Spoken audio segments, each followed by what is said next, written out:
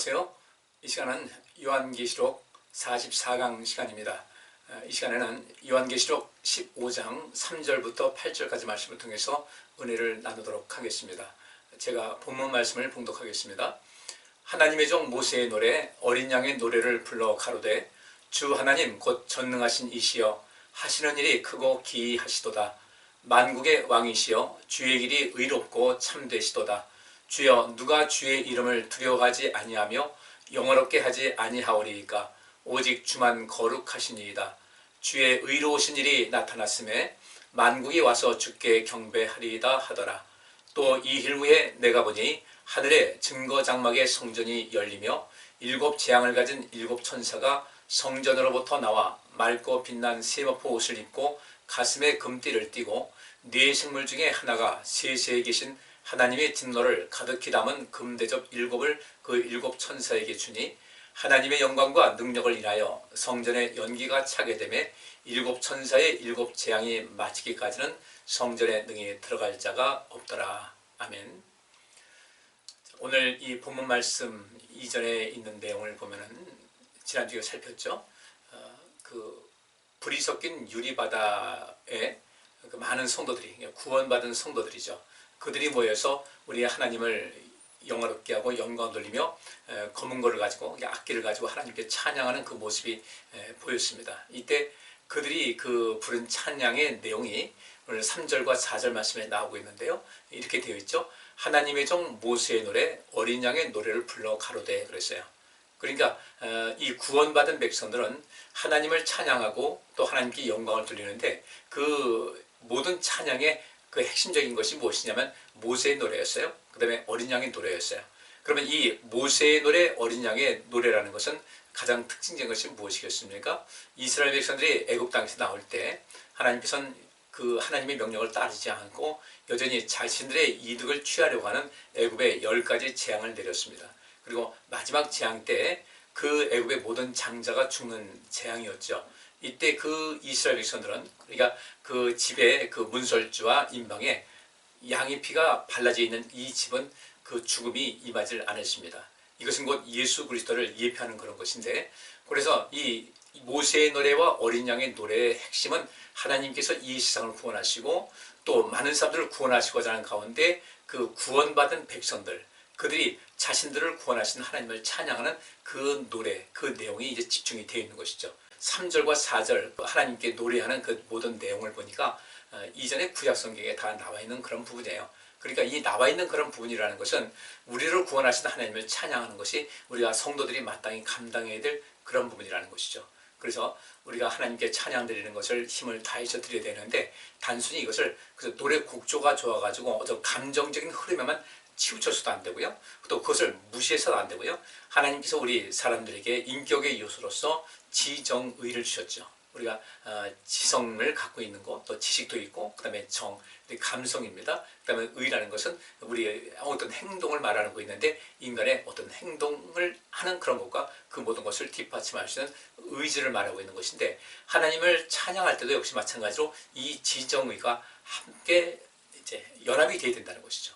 그 속에서 하나님을 찬양하는 그런 모든 속에서 그 내용도 우리가 봐야 되고, 그 속에서 이 감정이 또 개입이 돼서 우리가 그 안에서 큰 기쁨을 누릴 수 있어야 되고 하나님을 또 기쁘시게 할 수 있는 그런 것도 필요한 것이고요. 그리고 하나님께 찬양만 하고 내 마음이 기쁘다, 이제 그걸로 끝나지 말고 우리 하나님께서 그러면 우리에게 원하시는 것이 무엇인가, 하나님께서 우리를 향하신 뜻이 무엇인가를 우리가 알아서 그것을 우리 삶 속에 행동하고 실천하는 것이 필요하다는 것이죠. 그래서 우리가 하나님을 찬양하고 하나님을 노래하는 것은 끊임없이 계속하셔야 돼요. 이후에 천국에서도 그 찬양이 여전히 이어지는 것인데, 그 찬양이라는 것은 하나님께 감사한 마음이 있어야 되고요. 하나님은 정말 놀라우시도다. 우리를 구원하신, 또 나를 구원하신 하나님을 찬양할 수밖에 없어요. 그분의 은혜 아니면 우리가 살 수 없는 것, 우리가 지금도 구원받은 것은 하나님의 은혜지 우리 인간의 공로는 아니라는 것을 잘 알고 있지 않습니까? 우리가 하나님을 믿었기 때문에, 하나님을 의지하고 하나님 믿었기 때문에 하나님께서 우리가 비록 죄인이라 할지라도 우리를 죄에서 구원해 주시고 영생에 이르게 하셨는데, 이렇게 지금 우리가 살아있는 이 땅에서 열심히 하나님을 찬양할 때도 우리 안에는 하나님을 찬양하는 그런 모든 목적이 온전해야 되죠. 지식적인 것이 있어야 돼요. 지적인 이런 모든 것 중에서 우리가 입으로 하나님 찬양하면서 그 가사에 어떤 내용이 담겨 있는가. 여기도 3절과 4절에는 그 하나님께 노래했다고 그러는데 노래의 곡절은 우리가 알 수가 없어요. 그 노래하는 내용이 이제 나만 있는 것이죠. 그러니까 이 속에서 하나님께 노래하는 그 내용을 봐야 되고 그 속에서 이 안에 큰 기쁨이 있어야 되고 또 우리 마음을 다해서 드릴 수 있어야 되고 그리고 그렇게 드린다고 해서 또 뒤돌아서면 하나님의 뜻과는 상관없이 인생 사는 것은 아니죠. 하나님께 기쁨으로 감사함으로 찬양했으면 그 감사한 내용 또 기뻐했던 그런 모든 것, 내 감정 또 내 의지 이 모든 것을 통해서 그 말씀대로 찬양하는 대로 인생을 살아감을 통하여 진정으로 하나님을 기쁘시게 하는 것, 이것이 노래하는 것이라는 거죠. 그러면 여기서 이들이 노래했던 그 내용을 보게 되면요, 첫째, 하시는 일이 크고 놀라우시도다. 하나님께서 하시는 일이 크고 놀랍다. 시편 111편 2절과 3절에 그 말씀이 있어요. 여호와께서 행하시는 일들이 크시오니 이를 즐거워하는 자들이 다 기리는도다. 이게 여기서 그 모세와 그 어린 양의 노래를 할 때 거기서 하는 내용이 하시는 일이 크고 놀라우시도다. 하나님께서 하시는 일이 크고 놀라우시도다. 이 말씀 그대로 우리는 그 크고 놀라우신 그 모든 것을 통해서 영광 돌리면서 그 안에서 내가 믿는 하나님, 나의 아버지 하나님은 하시는 일이 크고 놀라우신 만큼 자연히 우리 마음속에 기쁨이 있어야 되겠죠. 여기서 이것을 우리가 아셔야 되고 그러니까 하나님께 단순하게 찬양하는 것이 아니라 그 속에서 하나님과의 귀한 만남과 교감이 있어야 되고 소통이 있어야 되고 그 은혜를 받은 경험이 있어야 되고 또 그 속에서 감사하는 마음으로 하나님을 찬양할 수 있어야 된다는 것이죠. 두 번째로 주의 길이 의롭고 참되시도다 이렇게 노래하고 있어요. 근데 여기서 신명기 32장 4절 보니까 그는 반석이시니 그가 하신 일이 완전하고 그의 모든 길이 정의롭고 진실하고 거짓이 없으신 하나님이시니 공의로우시고 바르시도다. 그 노란 입힌 거예요. 그치? 주의 이 길이 의롭고 참되시도다. 신명기 32장에서 그렇게 얘기하고 있어요. 우리 하나님은 그 모든 길이 정의롭고 진실하다. 정의롭고 진실하다, 의롭고 참된 것이죠. 그 다음에 거짓이 없으신 하나님이시니 공의로우시고 바르시도다. 의롭고 참된 것이나 또 정의롭고 진실하다, 또 공의로우시고 바르시도다. 같은 내용이에요. 우리는 이 찬양을 끊임없이 우리 이 지금 살아가고 있는 이 과정 속에서 하나님께서 가지신 이 속성에 대해서 끊임없이 찬양을 하고 그것이 우리가 마땅히 우리가 또 배워야 되고 그렇게 살아야 된다는 그런 다짐을 할 필요가 있는 것이죠. 그 다음에 누가 주의 이름을 두려워하지 아니하며 영화롭게 하지 아니하오리까 그랬는데 예레미야서 10장 7절 보니까 이방 사람들의 왕이시여 주를 경외하지 아니할 자가 누구리이까 이는 주께 당연한 일이라 여러 나라와 여러 왕국들의 지혜로운 자들 가운데 주와 같은 이가 없음이니이다. 풍전등화 같은 그 유대 왕국 이제 결국 나라가 망했죠. 예레미야가 외치는 겁니다. 이스라엘 백성들 마땅히 하나님의 이름을 두려워해야 되고 또 영화롭게 해야 될 텐데 이들이 그렇게 하지 않았거든요. 우리는 하나님을 늘 두려워해야 돼요. 또 하나님을 영화롭게 해야 됩니다. 그런데 이 세상에는 하나님을 두려워하지 않는 사람들이 너무 많아요. 굉장히 많아요. 하나님을 영화롭게 하지 않는 사람들이 많습니다. 하나님을 몰라서 하나님 믿지 않아서. 근데 또 한편에는 이스라엘 백성들이 과거 하나님께로부터 택감을 받았지만은 하나님을 영화롭게 하지 아니하고 하나님을 두렵게 여기지도 아니한 이런 일이 있었기 때문에 결국 그 나라 그 민족이 어려움 당했던 것인데 우리도 한번 가만히 살펴보시자고요. 나는 과연 하나님의 이름을 두려워하고 있을까? 하나님을 두려워하고 있는가? 하나님을 영화롭게 하고 있는가? 이제 지금도 하나님을 알지 못하고 또 하나님을 대적하는 이런 많은 사람들이 있죠. 그들은 마지막 그 심판 때 그들의 마지막 심판은 첫째로는 그들의 인생의 종말을 맞이해서 이제 하나님 앞에 섰을 때 더 나아가서 이제 영원한 심판대 거기 이제 이 세상의 종말이 완전한 종말에 섰을 때 뭐 같은 개념인데 그 앞에 서면 하나님이 무서워서 벌벌 떨겠죠. 이 땅에서 하나님이 어디 있느냐 하던 그런 사람들도 막상 이 세상 떠나서 이제 하나님 그 영화로신 하나님 앞에 서게 되면 오죽하겠습니까? 이사야 선지자도 하나님의 영광을 보고서 그야말로 아주 초죽음이 된 상태였는데 난 이제 죽었다. 이 입술이 부정하고 또 입술이 부정한 사람들 가운데 있는 내가 어떻게 살 수 있겠는가? 그냥 초죽음 상태가 되어 있었는데 하나님께서 그를 사해 주셨거든요. 그렇게 우리가 이 땅에 살아있을 때 하나님을 두려워하고 살자고요. 나중에 이제 이 땅에 살다가 죽어서 하나님을 믿지도 않았어요. 또 하나님 믿는다고 하면서도 하나님 또 두려워하지도 않았어요. 그때 가서 하나님 두려워해봐야 이미 물은 닫힌 상태이기 때문에 아무 의미가 없다는 겁니다. 그래서 우리가 지금 여기서 내가 살아있는 이때에 하나님을 두려워할 줄 알아야 되고 하나님을 영원하게 하는, 하나님께 영광 돌리는 삶을 살아가야 된다. 이것이 이미 요한이 봤을 때, 사도 요한이 봤을 때 그 천국의 그런 모습 봤을 때 그것을 환상으로 본 것이거든요. 이미 주님 앞에 간 사람들도 그렇게 할 것이고 지금 여기서 이 땅에 살고 있는 사람들도 그렇게 될 것이라는 겁니다. 우리가 이것에 주목하셔야 돼요. 또 오직 주만 거룩하시니이다. 3상 2장 2절 보니까 여호와와 같이 거룩한 이가 없으시니 이는 주밖에 다른 이가 없고 우리 하나님 같은 반석도 없으심이니이다. 여호와와 같이 거룩하신 이가 없다는 것은 오직 여호와 하나님만 거룩하시다는 뜻이죠. 그러니까 우리가 이 땅에 살면서 세상에 너무 빠지지 말고요.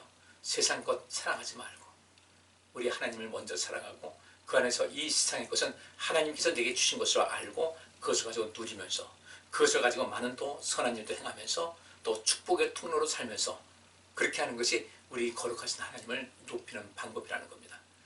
또 만국이 와서 주께 경배하리이다 이렇게 말씀하고 있어요.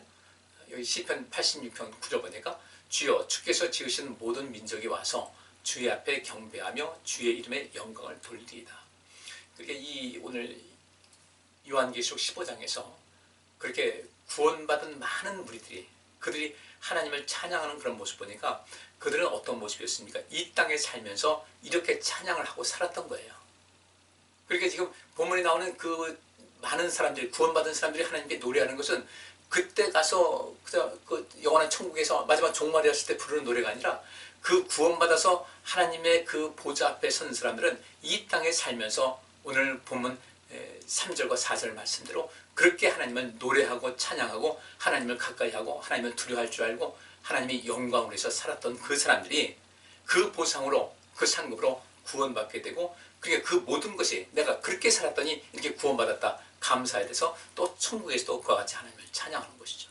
오늘 요 5개가 나오죠. 제가 크게 이렇게 나눠서 5개로 나눴는데 여러분께서 요 기도 그러니까 천국에서 하나님을 찬양하고 노래하는 그 사람들의 그 노래와 그 기도와 찬양 이 모든 것에 관심을 가지고 이것은 우리 생활 속에서 반드시 실천 과제로 삼을 필요가 있다는 것을 기억하시기를 바랍니다.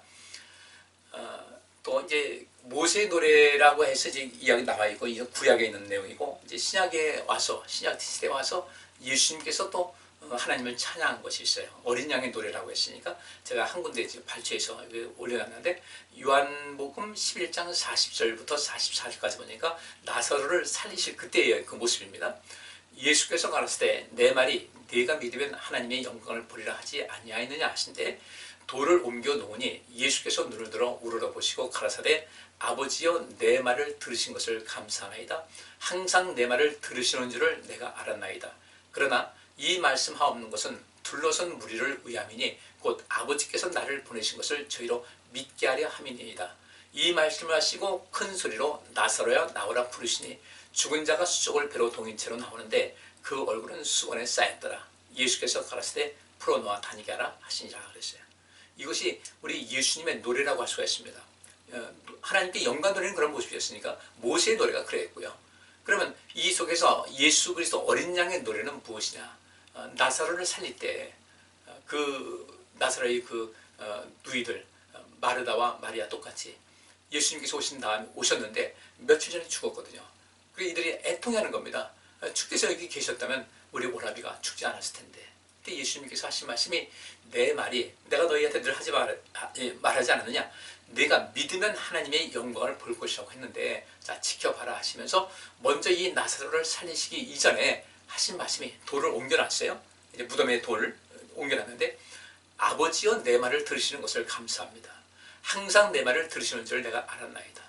그러면 이것이 예수님의 입에서만 나올 이유는 없잖아요. 우리도 하나님의 자녀인데 우리도 이렇게 하나님을 찬양할 수 있어야 되겠다는 거죠. 아버지여 내 말씀 들으시는 것을 감사합니다. 항상 내 말을 들으시는 줄을 내가 알고 있습니다.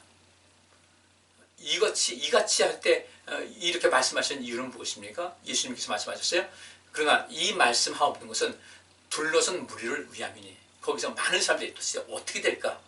예수님께서는 이 베다니에 자주 오셨지 않습니까? 예루살렘에 오시면 항상 이 베다니에서 이 나사로의 집에서 머물면서 거기서 휴식도 취하시고 주일도 행하셨는데, 그 나사로가 죽은 다음에 예수님께서 오시니까 사람들이 기대감 또 의심을 해가지고 모여있을 때 제가 이렇게 하나님께 영광 돌리는 말씀을 드리는 것은 여기 둘러선 무리를 위한 것입니다.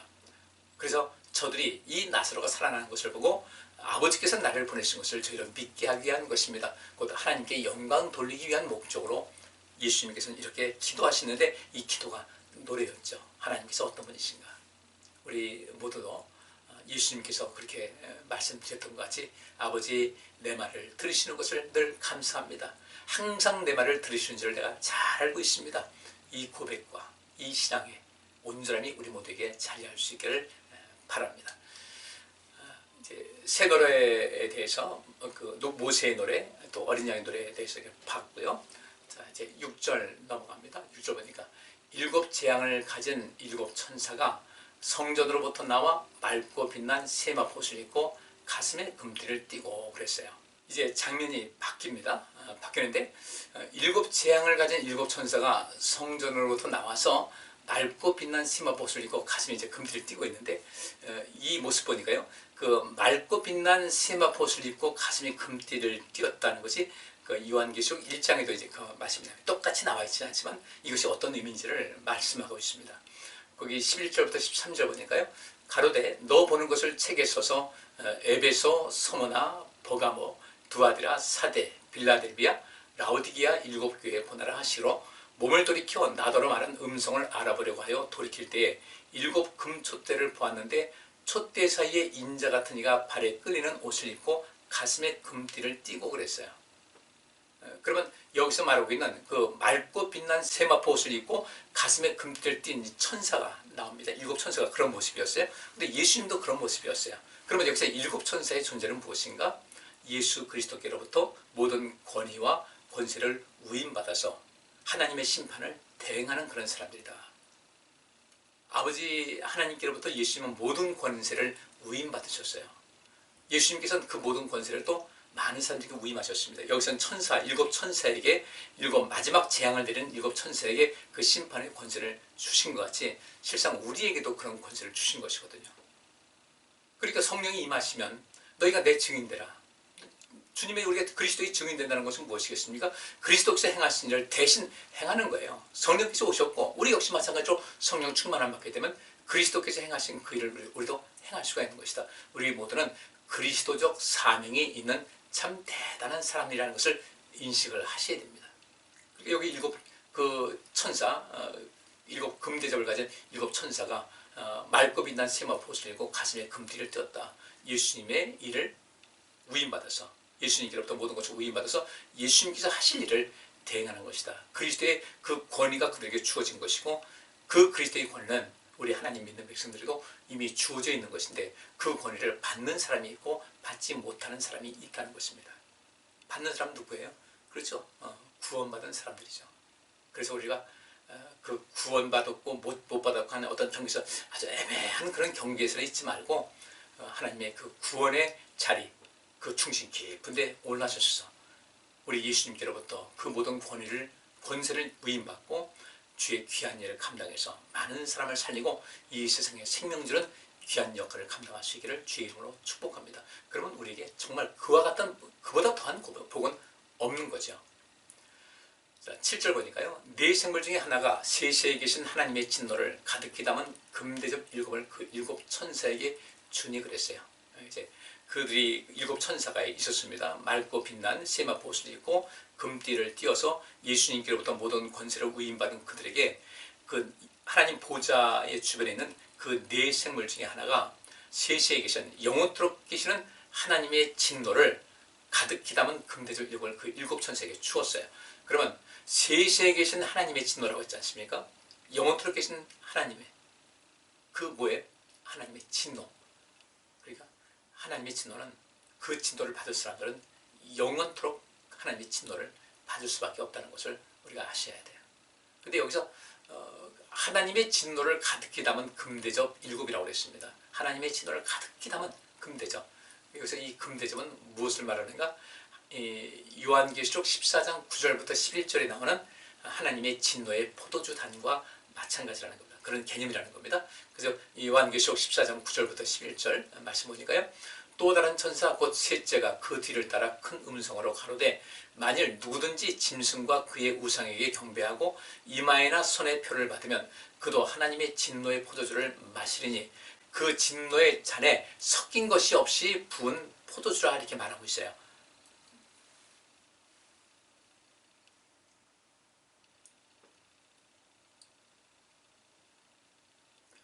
그도 하나님의 진노의 포도주를 마시리니 그 진노의 잔에 섞인 것이 없이 부은 포도주라 거룩한 천사들 앞과 어린 양 앞에서 불과 유황으로 고난을 받으리니 그 고난의 연기가 세세토록 올라가리로다 그랬죠. 여기서 우리 7절 말씀 보니까 네 생물 중에 하나가 세시에 계신 하나님의 진노를 이렇게 말하고 있는데 여기 보니까 11절 보니까 그 고난의 연기가 세세토록 올라가리로다. 불과 유황과 연기예요. 고통스러운 연기. 우리가 이런 장면을 본다면 우리가 정말 이 구원의 안전한 자리 거기 속히 가셔야 돼. 어정쩡하게 신앙생활하면서 그냥 이 정도 하면 하나님 구원해 주시겠지. 그렇게 아니란 태도 갖지 마시고 우리가 하나님을 정말 온전하게 경외할 수 있고 충성을 다할 수 있고 하나님을 절대로 수단 삼지 마시고 우리 아까 모세의 노래와 어린 양의 노래와 같은 그 내용에 우리가 아주 일치하는 그런 삶을 살아갈 수 있어야 되고 아직 부족함이 있다면 그렇게 살아갈 수 있도록 힘을 다하는 모습을 하나님께 보여드리셔야 됩니다. 우리는 절대로 짐승과 그의 우상에게 경배하고 그 이름의 표를 받는 이런 어리석은 인생을 살아가서는 안 돼요. 특별히 우리가 하나님을 오래 믿었는데 하나님을 그렇게 믿었다 하면서도 나중에 보니까 내가 짐승과 그의 우상에게 경배하고 그 이름의 표를 받은 흔적이 남았다 할 때는 아주 심각한 거예요. 근데 물론 그 흔적을 본인만 모르는 거죠. 나는 문제 없어. 나는 사단에게 마음 뺏긴 적도 없고 나는 구원의 자리에 들어왔다. 그건 우리 생각이에요.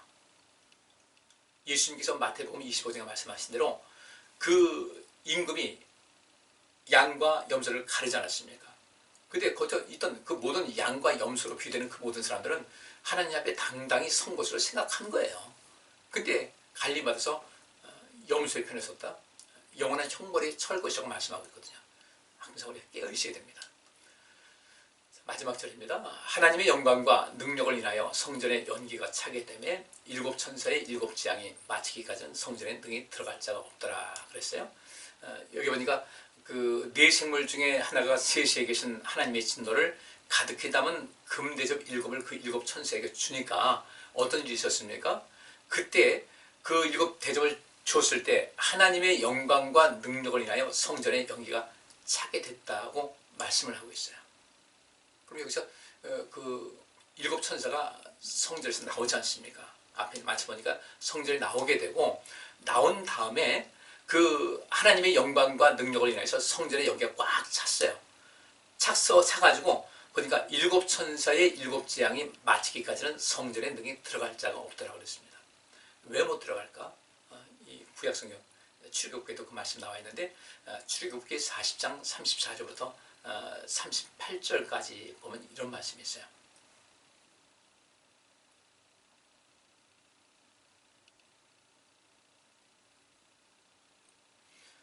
출애굽기 40장 34절과 35절에 이런 말씀이 있습니다. 그 후에 구름이 회막에 덮이고 여호와의 영광이 성막에 충만하며 모세가 회막에 들어갈 수 없었으니 이는 구름이 회막 위에 덮이고 여호와의 영광이 성막에 충만함이었으며 그랬어요. 그 성막을 완성했습니다.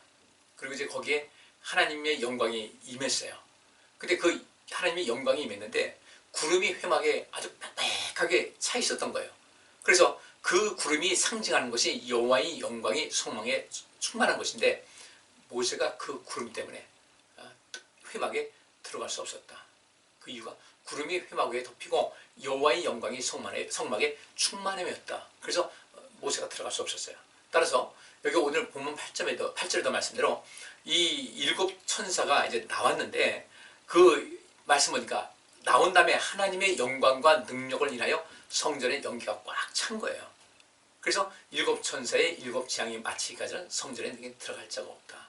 그러면 이것은 무엇이겠습니까? 성전의 기능은 무엇이에요? 살리는 거잖아요. 물론 이 모세의 그 성막, 그 회막은 이제 이 구름 거치게 되고, 그 다음에 다시 이제 조립을 하죠. 조립해가지고 이동합니다. 그리고 이 성전이 다시 열렸을 때는 항상 하나님의 영광이 함께 했거든요. 그래서 많은 사람들이 와서 또 제사 드리고, 죄사함 받고, 하나님의 은혜를 부음받고, 이런 것이 있었는데, 하나님의 영광이 그것에 꽉 차 있을 때는 사람이 들어갈 수가 없었어요. 어떤 하나님의 뜻이 있었고, 목적이 있을 때였죠. 그리고 7 대접 가진 천사가 이제 그 대접 재앙을, 마지막 재앙이죠. 이 재앙을 내리려고 나갈 때, 그 다음에 여호와의 영광과 능력을 인해서 성전에 연기가 차서 더 이상 그 천사들, 그 누구도 그 안에 들어갈 수가 없었다. 바꿔 말하면 무엇이겠습니까? 성전의 기능이 살리는 것이라고 했다면, 이제 그것에 하나님께서 아무도 들어오지 못하게끔 하나님의 영광으로 꽉 찼어요. 다시 들어갈 수 없다는 것은 무엇이겠어요? 이제 예수 그리스도의 중보 사역이 막을 내렸다. 바꿔 말하면 구원의 문이 이제 완전히 닫혔다는 겁니다. 그래서 이 7 대접 재앙을 받을 사람에게는 더 이상 구원의 기회가 없다는 것을 이야기하고 있습니다. 그것이 무엇이겠습니까? 가깝게는요, 내 개인의 인생의 종말이에요. 내 죽음. 내가 아직 살아있을 때는 기회가 있지만 그 기회가 언제까지 기다리는 것은 아니에요. 그럼 그 하나님 앞에 우리가 온전한 기회, 극단적인 경우에는 예수님과 함께 그 십자가에 못 박힌 사람은 그 현장에서, 못 박힌 이후에 그 현장에서 구원받은 모습이 나오긴 하지만, 우리가 그 사람은 하나님을 알지 못했던 사람이고, 그런데 우리는 이미 하나님을 알았잖아요. 하나님을 알았으면 우리는 그 강도 같은 모습이 되서는 안 돼요. 우리가 바로 서야 됩니다. 하나님의 그 역사, 영광 가득하면서 예수 그리스도의 중보사에게 막을 내렸다. 천사가 다시 성전에 들어갈 수가 없었어요. 우리의 삶은 과연 어떤 것일까를 좀 잘 살필 수가 있어야 되고요. 이 속에서 우리의 삶은 보다도 하나님께서 원하시는 온전한 참 믿음의 사람으로 나갈 수가 있어야 됩니다.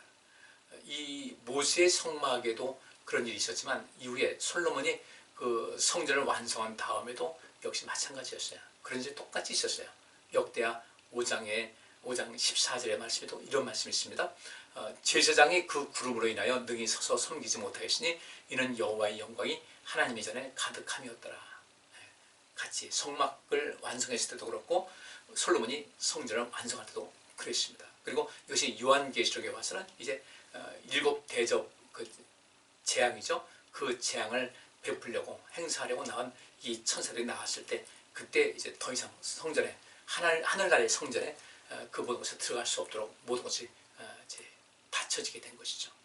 우리는 이것을 좀 살피면서 우리 신앙생활을 좀 온전하게 해서 내가 아주 일찌감치 하나님의 은혜의 자리 안에, 은혜의 깊은 곳에 들어오고 구원의 안전지대에 머무르면서 이 땅에서도 하나님을 힘껏 찬양하고 영광 돌리고, 또 주 안에서 상급받을 수 있도록 충성을 다하고 신실한 모습 갖고 착한 모습, 그 착하다는 것이 무엇입니까?